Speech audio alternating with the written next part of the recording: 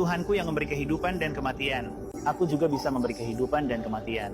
Tuhanku menerbitkan matahari dari timur, maka cobalah kamu terbitkan dari barat. And they see the sword in my hand. Kita dulu mengira kezaliman itu adalah apa yang terjadi pada manusia atau anak-anak, tapi sebenarnya syirik itulah kezaliman yang telah menyebar ke seluruh dunia. Sekarang, setelah Nabi Muhammad SAW, di sini saya akan membahas 4 nabi yang, menurut mimpi-mimpi yang Allah Ta'ala tunjukkan kepada saya, mereka 4 nabi utama Allah Ta'ala yang masuk dalam peringkat 4 teratas. Saya sudah menceritakan tentang Nabi Muhammad SAW kepada Anda. Nabi kedua yang memiliki peringkat kedua adalah Nabi Ibrahim alaihissalam. Jika Anda perhatikan tentang Ibrahim alaihissalam, Allah Ta'ala telah menyebutkan kualitas beliau dalam Al-Quran. Dan apa saja kualitas itu? Nabi Ibrahim alaihissalam adalah seseorang yang mencari Allah Subhanahu wa Ta'ala. Ketika beliau melihat matahari, beliau berpikir mungkin ini adalah Tuhan. Tetapi ketika matahari itu terbenam, beliau berkata bahwa ini telah terbenam. Kemudian ketika beliau melihat bulan, beliau berkata mungkin bulan ini adalah Tuhan, tetapi bulan itu pun terbenam. Ketika beliau melihat bintang-bintang, bintang-bintang itu pun terbenam.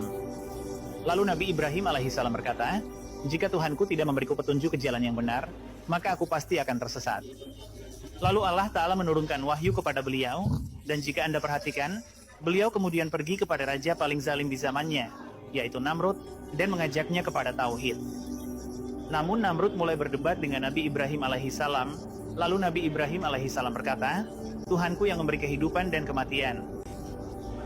Lalu Namrud berkata, aku juga bisa memberi kehidupan dan kematian. Maka Nabi Ibrahim alaihissalam berkata, Tuhanku menerbitkan matahari dari timur, maka cobalah kamu terbitkan dari barat. Di situ Namrud terdiam kebingungan, dan meskipun dia telah melihat tanda-tanda yang jelas, dia tetap tidak mau menerima kebenaran. Setelah itu, Nabi Ibrahim alaihissalam memecahkan semua berhala yang ada pada masa itu, lalu meletakkan kapak di bahu berhala yang paling besar. Ketika orang-orang datang, mereka melihat semua berhala telah hancur dan hanya berhala besar yang tersisa dengan kapak di atasnya. Mereka pun langsung tahu bahwa ini adalah perbuatan Nabi Ibrahim alaihissalam. Ketika Nabi Ibrahim alaihissalam ditanya, beliau berkata, tanyakan saja pada berhala yang besar itu, semua kejadian terjadi di depannya, kenapa dia tidak memberitahu? Tanyakan padanya, pasti kalian akan tahu. Maka orang-orang kafir itu berkata, ini kan benda mati, ini hanya berhala, bagaimana mungkin dia bisa berbicara? Lalu Nabi Ibrahim alaihissalam berkata, kalau begitu, kenapa kalian tidak berpikir? Jika berhala ini tidak bisa memberi manfaat ataupun mudarat kepada kalian, lalu mengapa kalian menyembahnya? Namun, bukannya memahami, mereka justru semakin marah kepada Nabi Ibrahim alaihissalam, hingga akhirnya mereka melemparkan beliau ke dalam api. Lihatlah kebesaran Allah. Allah Subhanahu wa Ta'ala memerintahkan api itu agar menjadi dingin dan membawa keselamatan bagi Nabi Ibrahim alaihissalam. Maka api itu pun menjadi dingin dan tidak membahayakan beliau. Demikian pula, Nabi Ibrahim alaihissalam menasihati ayahnya yang membuat patung-patung itu agar tidak membuat dan menyembah berhala, melainkan hanya menyembah Allah Ta'ala saja. Nabi yang mengambil sikap tegas terhadap syirik dan segala bentuknya, maka Allah Ta'ala mengangkat derajat beliau setinggi-tingginya dengan rahmatnya. Setelah itu, yang ketiga yang Allah Ta'ala perlihatkan kepada saya dalam mimpi yang sangat luar biasa dan penuh makna adalah Nabi Musa alaihissalam.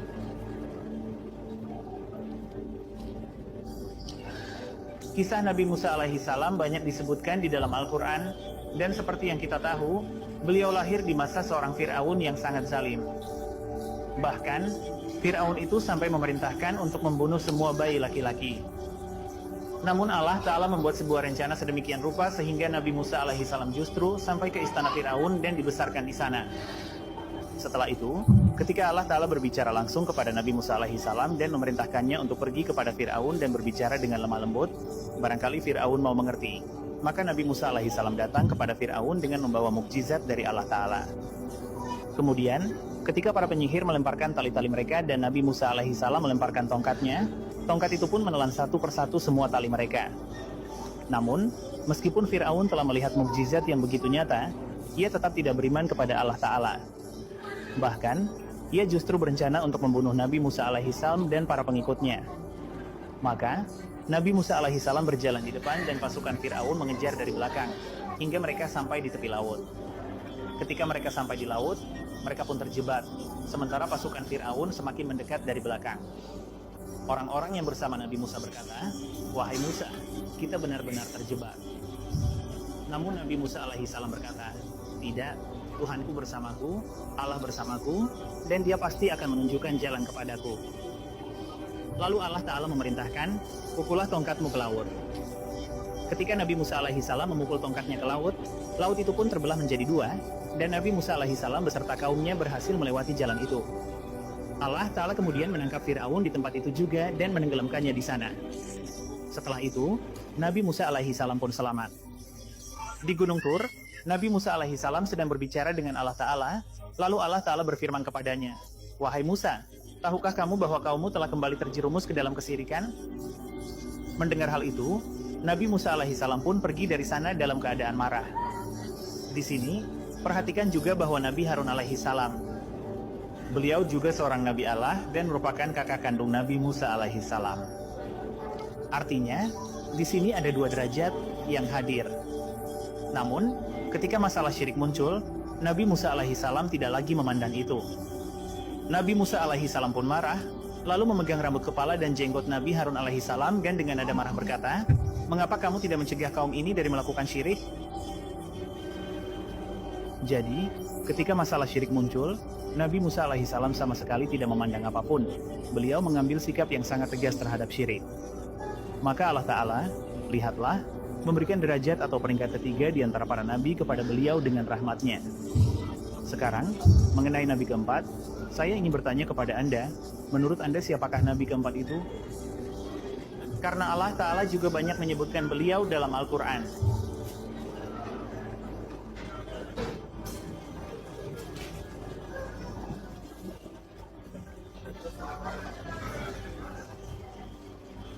Ya, benar. Seperti yang Allah Ta'ala tunjukkan kepada saya dalam mimpi, di urutan keempat adalah Sulaiman alaihi salam. Allah Ta'ala juga telah menyebutkan Nabi Sulaiman alaihi salam. Dan ada juga doa dari Sulaiman alaihi salam, di mana beliau berdoa kepada Allah Ta'ala agar kerajaan yang diberikan kepadanya tidak pernah diberikan kepada siapapun sebelumnya, dan tidak akan diberikan kepada siapapun setelahnya. Jika Anda perhatikan, Sulaiman alaihi salam menjalani kehidupan paling mewah di antara para nabi, dan Allah Ta'ala telah menundukkan jin dan angin untuk Sulaiman alaihi salam, bahkan hewan-hewan pun tunduk kepadanya. Jadi ketika Nabi Sulaiman alaihi salam membentuk kelompok dari para jin, manusia, dan hewan, beliau melihat bahwa burung hudhud tidak ada. Maka Sulaiman alaihi salam bertanya, "Apa alasan burung hudhud ini tidak ada? Kemana dia menghilang?" Lalu Nabi Sulaiman alaihi salam berkata, "Aku akan memberinya hukuman yang berat atau akan menyembelihnya, kecuali jika ia memberikan alasan yang jelas atas ketidakhadirannya di hadapanku." Jadi, ketika perintah dari Nabi Allah Ta'ala datang, maka semuanya harus hadir. Sekarang, burung hudhud tidak bisa memberikan alasan seperti, "Anak-anakku lapar," atau "Aku sedang sibuk di suatu tempat." Tidak, ketika Nabi Allah Ta'ala sudah memberikan perintah, maka ia harus hadir di sana dalam keadaan apapun.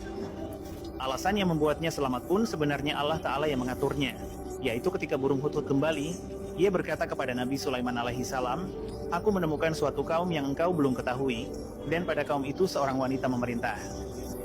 Aku melihat mereka tidak bersujud kepada Allah Ta'ala, melainkan bersujud kepada matahari, dan mereka melakukan kesyirikan."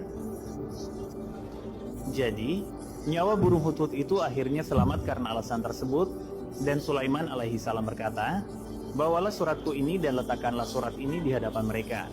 Lalu dengarkan apa yang mereka katakan sebagai jawaban." Lalu sang ratu membaca surat itu yang berbunyi, "Dengan nama Allah yang Maha Pengasih, Maha Penyayang." Surat ini dari Sulaiman alaihi salam, dan beliau berkata, "Datanglah kepadaku dengan patuh dan tinggalkanlah kemusyrikan. Jika tidak, maka akan terjadi peperangan." Kemudian, nama ratu itu adalah Saba. Ratu Saba pun bertanya kepada para pembesarnya, "Berikanlah aku saran, apa yang harus kita lakukan?" Para pembesarnya menjawab, "Kami adalah para pejuang yang tangguh dan siap untuk berperang. Tetapi, berikanlah saran dengan penuh pertimbangan." Maka Ratu Saba berkata, ketika para raja menyerang suatu kaum, mereka akan menghinakan orang-orang terhormat di sana.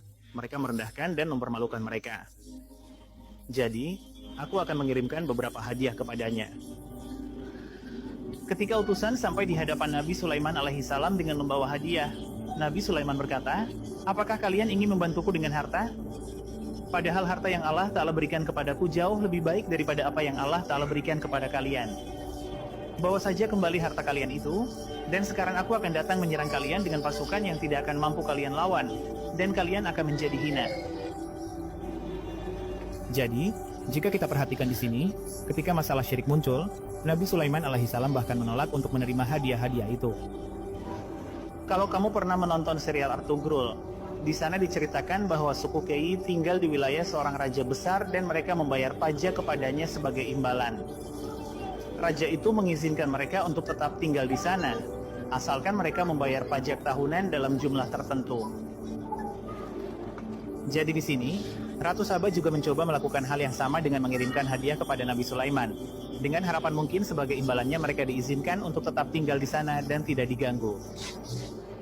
Namun ketika menyangkut masalah syirik, Sulaiman alaihissalam menolak menerima hadiah-hadiah itu, dan bukan hanya menolak, beliau juga mengatakan bahwa beliau akan menyerang dengan pasukan yang kekuatannya tidak akan mampu kalian lawan.